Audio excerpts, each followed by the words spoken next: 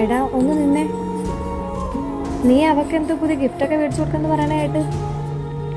അമ്മ അതൊരു ചെറിയ സാധനമല്ലേ, 1000 രൂപ വിലയില്ല അതിന്. ഓ, അപ്പൊ അതിന് നിന്റെ പൈസ ഉണ്ടല്ലയോ? വീട്ടിലെ എന്തെങ്കിലും സാധനം മേടിക്കാൻ പറഞ്ഞു കഴിഞ്ഞാൽ അവന്റെ പൈസ ഇല്ല. ഇപ്പൊ കല്യാണം കഴിഞ്ഞ് അവള് വന്നപ്പോ നിനക്ക് പൈസ ഇറക്കുന്നുണ്ട്, കുഴപ്പമില്ല. അമ്മ എന്റെ അടുത്ത് തന്നെ ഈ പറയണത്. 18-ാമത്തെ വയസ്സ് മുതലും ഞാൻ പോവാത്ത ജോലിയില്ല. എന്തൊക്കെ ജോലി എടുത്തിട്ടുണ്ടെന്ന് അമ്മയ്ക്ക് തന്നെ അറിയാവുന്ന കാര്യമല്ലേ.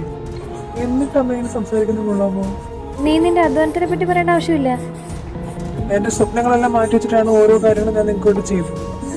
പണ്ട് നീ പൈസ ചെലവായിട്ടുണ്ടെങ്കിൽ അത് നിന്റെ കടമാത, അത്രേ ഉള്ളൂ. എല്ലാം പോട്ടെ, എന്തൊക്കെയായാലും ഞാൻ ഈ വീട്ടിൽ താമസിക്കാനുള്ളതല്ലമ്മ. അതെങ്കിലും ഒന്ന് ഓർക്ക്. ഈ വീട് നിനക്ക് മാത്രമുള്ളതൊന്നുമല്ല, അത് അവക്കും അവകാശമുണ്ട്. പൈസ ഉണ്ടെങ്കിലേ വിലയുള്ളൂ അല്ലേ അമ്മ? സ്വന്തം എന്ന് പറയുന്ന വീടിപ്പോ. നീ എന്തോന്നടാ, നീ ഇന്നിപ്പോ എന്തോ എന്നെ കുറ്റപ്പെടുത്തുന്നോ?